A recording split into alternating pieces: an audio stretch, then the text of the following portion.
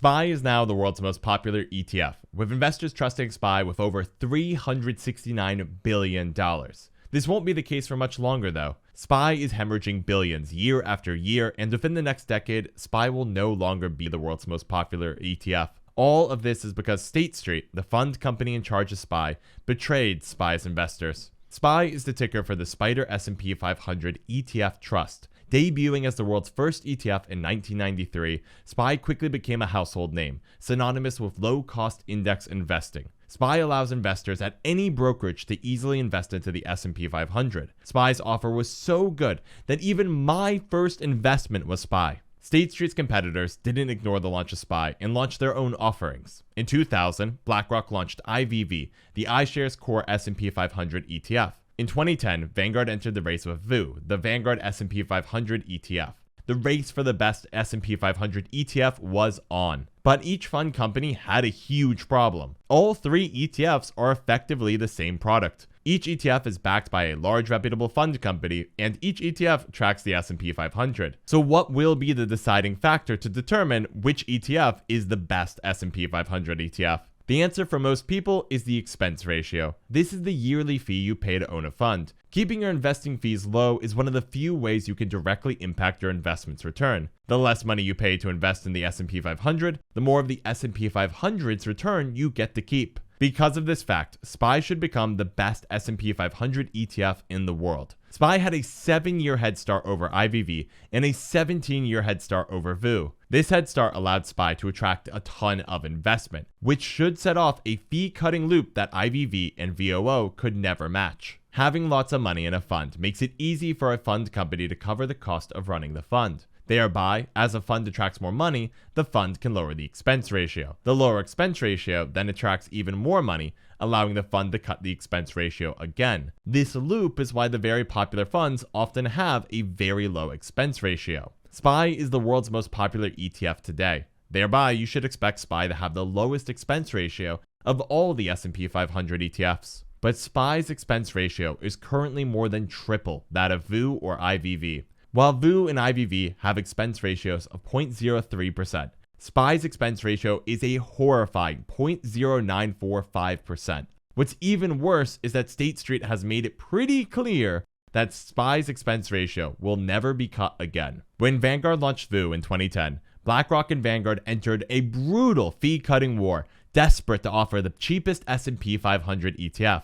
For example, back in 2017, Vanguard reduced the expense ratio of VU from 0.05% to 0.04%. In 2019, Vanguard reduced VU's expense ratio again, bringing it down to 0.03%. In 2020, BlackRock cut IVV's expense ratio from 0.04 to 0.03%. It's only a matter of time at this point before Vanguard or BlackRock deals the next blow and offers their S&P 500 ETF at 0.02%.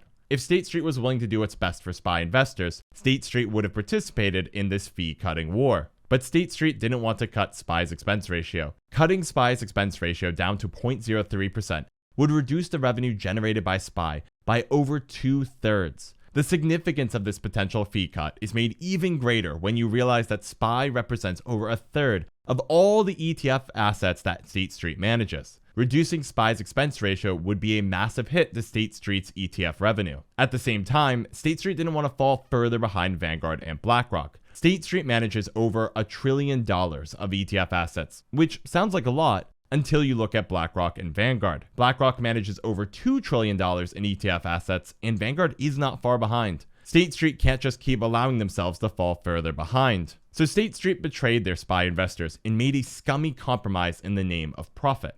In 2019, State Street overhauled their Spider Portfolio Large Cap ETF. Instead of having the ETF track the SSGA Large Cap Index, the ETF would now track the S&P 500 Index. The ETF would be renamed to the Spider Portfolio S&P 500 ETF, and the expense ratio would be 0.03%, putting the reworked ETF on par with VU and IVV. This means that State Street offers two different S&P 500 ETFs, one of which is considerably more inexpensive than the other. Now, you might be thinking that this is a weird move by State Street. After all, couldn't you just sell SPY and buy SPLG instead? Same fund company, same index, lower expense ratio. The extra step of buying and selling is annoying, but it's manageable, right? The problem is taxes. If you sell an investment in a non-retirement account, you're taxed on the growth of the investment. Capital gains tax is typically 15 to 20%. Even though there are better S&P 500 ETFs available, sticking with SPY is technically the better financial choice. Investors haven't taken kindly to State Street's betrayal.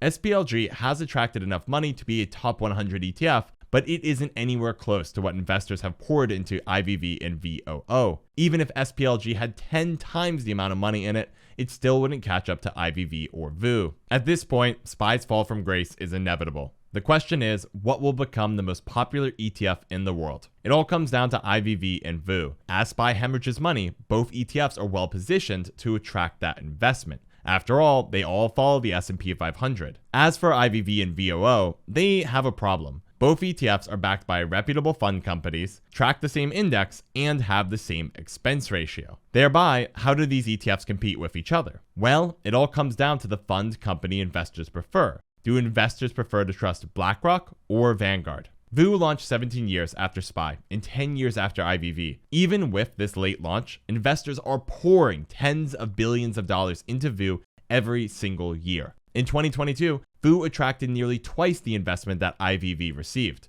While VOO is currently the third most popular ETF in the world, at the rate it's growing, it will surpass both IVV and SPY within the decade. Investors decided to trust Vanguard over BlackRock. The lesson here is that even the most reputable fund companies can betray trust. State Street is far more reputable than most other fund companies, and they still chose to prioritize short-term profits over what was best for their clients. But remember the old saying, fool me once, shame on you. Fool me twice, shame on me. Be careful with who you trust.